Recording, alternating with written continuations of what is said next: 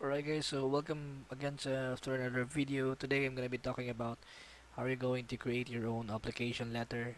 Kasi nga kailangan natin to guys, especially na if mag-apply ka na ng work sa online jobs natin, kailangan ng mga online freelancing websites ng isang application letter. So ngayon ituro ko sa iyo kung paano ba gagawa ng isang application letter. So actually, may ginawa na akong mga templates ito, mga job application letters, which is it's easier for you to copy lang. Gustong gusto mo i-copy to or i-improve mo yung message ko. It's really basic. Pero ito talaga yung mga job application letters ko. Nakakuha ako ng maraming client because of this. So it's really helpful to sa akin. Ginawa ko to personally. So every time na mag-apply ako ng mga work, I'll just basically go here and then find some specific jobs na pwede kong gamitin and just simply copy it kung gusto kong gamitin ng mga templates ito. So let's start to apply to online jobs. Okay, so example, ito yung website ng online jobs, onlinejobs.ph. Later on, discuss ko rin sa inyo guys ang mga different freelancing websites. So be sure to stick around. So ito yung online freelancing websites, onlinejobs.ph. So ito yung profile ko. So if you type natin dyan virtual assistant dyan, then i-enter natin. Let's just wait for it to load. Ang daming nakalagay dyan ng mga jobs, right? Ito yan, mga virtual assistant for Shopify store, home-based virtual assistants, yan, ang daming mga jobs dyan. So basically, kung gusto mo mag-apply dyan, i-click mo lang dyan sa kahit isa sa kanila. So if for example, we're gonna apply for this one, right? So click natin yan, or click natin to a new tab, and then punta tayo dito. So ito yung kailangan niya. So we are looking for an amazing Shopify virtual assistant who can help us to build Shopify stores and help our clients with their Shopify stores. And Shopify, guys, it's an e-commerce website. If you don't know what Shopify is, it's an e-commerce website. Ang website na to is pwede kang makapag-upload ng mga products. So pwede mo ibebenta yung products, kahit anong products mo using this Shopify's website. So yan.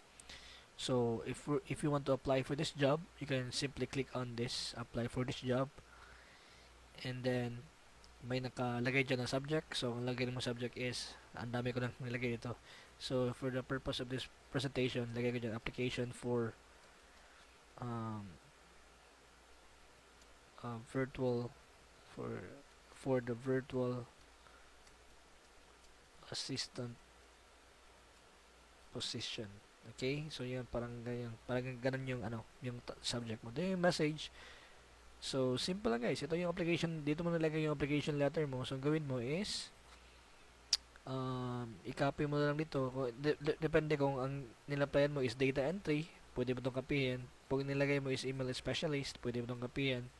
Or social media manager, or photo editor, or blogger, or writer, or a virtual assistant. So pwede mo itong i-copy paste lang. Okay? Copy paste mo lang dyan, and then boom, may cover letter ka na. Okay, so in response to the virtual assistant, really feel that I'm right for this job. Yan, okay. So then if you're okay ka na dyan, click mo yan dyan. Make sure lang i-edit mo yung name mo kung kapihin mo tong template ko.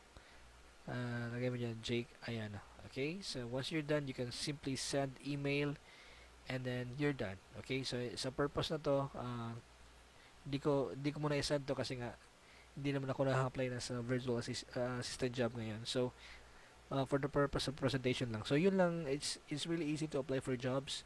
So you can use this template. I'm gonna be sharing this one as well, and you can see this sa link description natin. So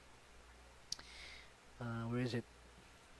Okay, so I'm gonna be sharing this to anyone if you want a copy with this. So I think this will be really helpful for you guys. So if wala ka naman dito, if wala ka namang example designer ka, is wala ka namang walang designer dito, 'di ba? So you can just simply you can just simply edit this.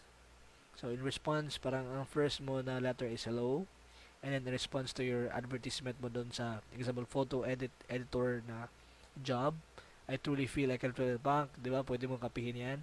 And then I can do web design, parang ganun. So you can actually edit this and make it your own. In addition, I'm also a marketing graduate or a graphic artist student, parang ganun. So lastly, my main objective is to make is my main objective to my clients to give outstanding result. Yun, paak, long-term relationship, and a virtual assistant I can commit to you working with you for 30 hours a week. So thank you in advance thank you in advance for your time and consideration to give forward sincerely your name. So yun lang guys. Ito lang talaga ang paggawa ng isang cover letter or application letter. So sa photo editor, I think you can also use this one like sa last part. Lastly, you can check out my portfolio. Kung may portfolio ka like sa may Facebook account kayo na Facebook page, pwede nyo ilagay din dyan ng link, or may website kayo or mga WordPress website yung mga free, then you can also add this here. Or sa mga blogging sites, mga pwede mong gawan dyan ng paraan na ilagay mo din dyan yung link dyan. Okay, so it's really easy. You can just simply copy this and um, edit it.